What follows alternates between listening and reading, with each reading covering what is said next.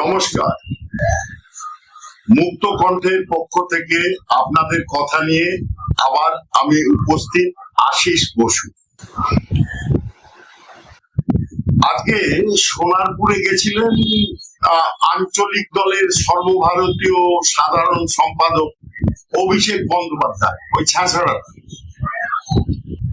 আমি আগেও আপনাদের বলেছি আমার পুরনো ভিডিওতে যে এই 400 পুলিশের ব্যারিকেডের ভিতরে থেকে এতদিন যে মাতব্বরি বড় বড় লেকচার মেরেছে, এবার তো সেই ব্যারিকেড নেই।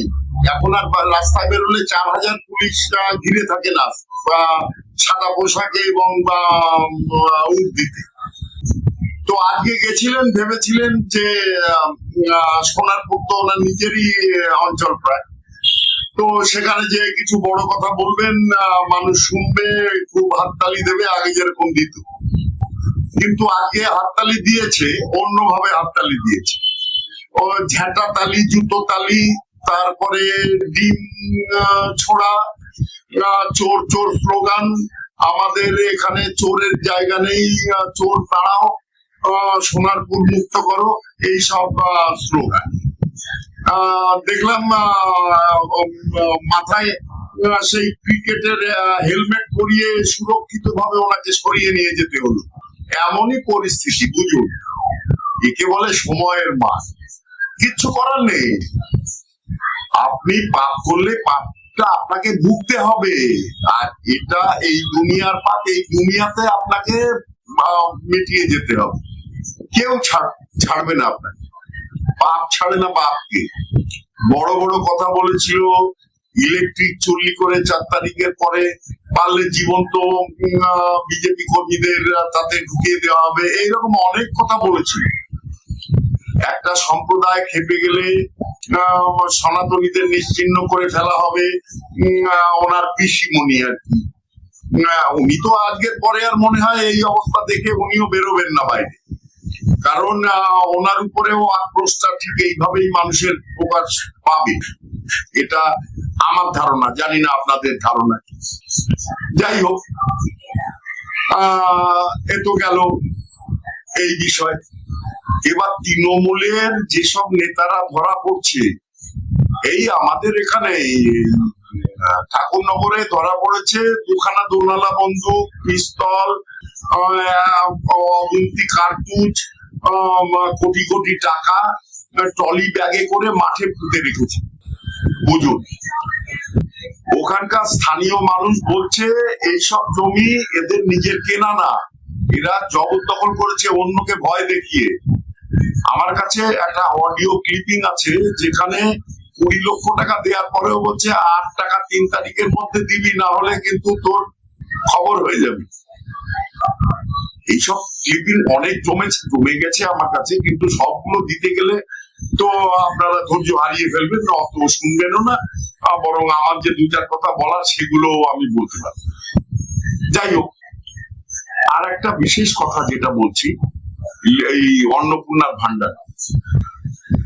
অন্নপূর্ণার ভান্ডারে বলছে বাংলা যে ফন্ট সেটা 13 পাতার, ইংরাজি ফন্টটা 12।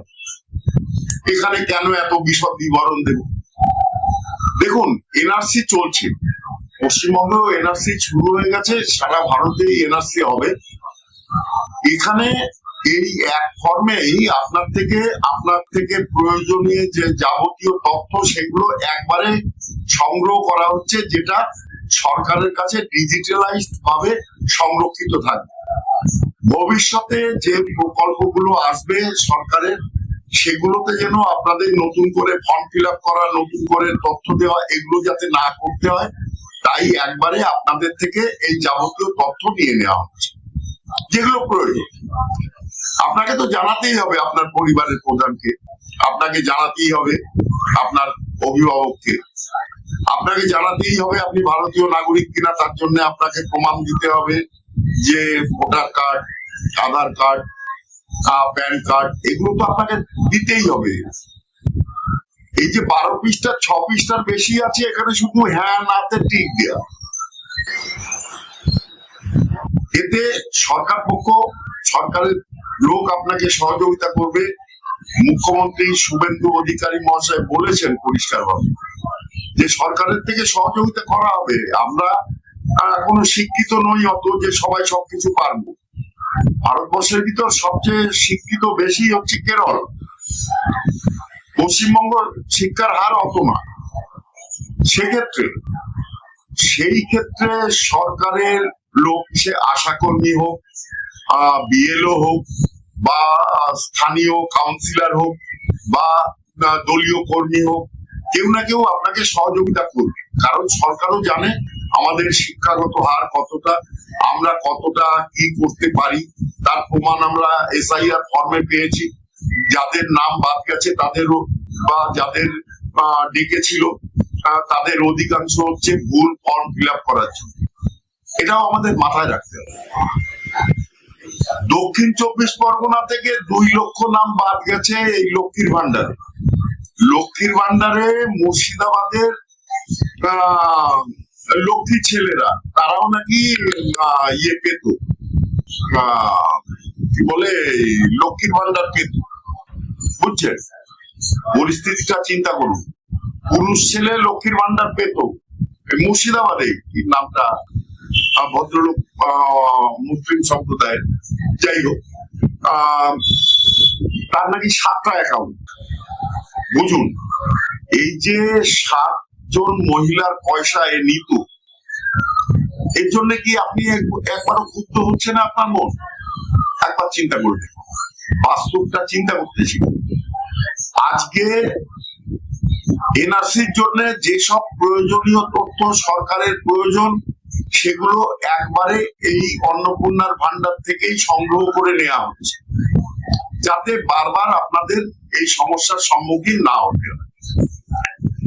আপনাকে একবারেই ব্যাংকের ডিবিটি করিয়ে দিতে হচ্ছে, যাতে আপনার ব্যাংকের সাথে সরাসরি কেন্দ্রীয় যোগাযোগ থাকে, যাতে সরাসরি আপনার টাকাটা ব্যাংকের মাধ্যমে সরাসরি আপনার কাছে পৌঁছায়। আজকে তেড়ামি করে তো লাভ নেই। হ্যাঁ, আপনি তেড়ামি করতেই পারেন, তাতে কি হবে? আপনার প্রাপ্য টাকাটা আপনি পাবেন না। আপনি চিন্তা করে দেখুন, যার ঘরে টাইলস বসানো, মার্বেল বসানো, ওই রকম এক্সকালেটর আছে, লিফট আছে, যার বাড়িতে, যার 10টা 12টা ঘর, আধুনিক সবকিছু রয়েছে, মার্সিডিজ গাড়ি রয়েছে, বিএমডব্লিউ রয়েছে, সেও যদি আপনার এই মতন ওই 3000 টাকা নেয়, আপনার কি একবারও মনে বাঁধবে না? যে সরকারকে ইনকাম ট্যাক্স দেয়, যে সরকারি চাকরি করে, তার পরিবারের লোক, মানে তার স্ত্রী, তার উপরে যারা নির্ভরশীল, তারা কেন এই টাকাটা নেবে? এটা কি অপচয় না? সরকারের টাকা অপচয় মানে আপনার টাকাও অপচয়। এটা কি আপনি বোঝেন না? এটুকু স্বাভাবিক বুদ্ধি নিশ্চয়ই আপনার আছে, এটুকু আমি মানি এবং জানি। আপনি যতই নিজেকে অশিক্ষিত বলে বলুন, এই বোধটুকু, এই স্বার্থ জ্ঞানটুকু প্রত্যেকটা মানুষের আছে, অন্তত আমাদের এই পশ্চিমবঙ্গে। আমরা অতটাই অশিক্ষিত নই। তাহলে মোটামুটি আপনাকে বোঝাতে পারলাম যে লক্ষ্মীর ভান্ডারের জন্য, এই অন্নপূর্ণা ভান্ডারের জন্য কেন এই তথ্যগুলো চাওয়া হচ্ছে। এই তথ্যগুলো সরকারের কাছে ডিজিটালাইজড জমা থাকবে, যাতে ভবিষ্যতে যে প্রকল্পগুলো আসবে, সেই প্রকল্পে আপনার যেন পেতে কোনো অসুবিধে না হয়। এই তথ্য ভান্ডার থেকে আপনার প্রয়োজনীয় তথ্যগুলো সরকার তখন নিয়ে নেবে, নিয়ে আপনাকে সেই প্রকল্পের যে সুবিধা সেটা প্রদান করতে পারবে সরাসরি। আপনি চিন্তা করে দেখুন, বাংলাদেশি, রোহিঙ্গা, এরা আপনার টাকা, এই লক্ষ্মীর ভান্ডার সবাইকে গড়ে হারে, বাড়ির মালকিন পাচ্ছে, বাড়ির যে কাজ করেন ভদ্রমহিলা, তিনি ওই একই টাকা পাচ্ছেন। কেন? যার প্রয়োজন নেই সে কেন নেবে? সেই অপচয়টা কেন হবে সরকারি টাকা? এটা আপনি কি আপনার সংসারের টাকা এইভাবে অপচয় করতেন? আপনি করতেন না, নিশ্চয়ই করতেন না। এটা স্বাভাবিক ব্যাপার। যাই হোক, এখন তো বাজার গরম, বেশি কিছু বলা যাবে না, কারণ কোথা দিয়ে কাককে ধরে টান দিচ্ছে, কাকটি কি কোথায় বাঁধা, কিচ্ছুই বোঝার উপায়।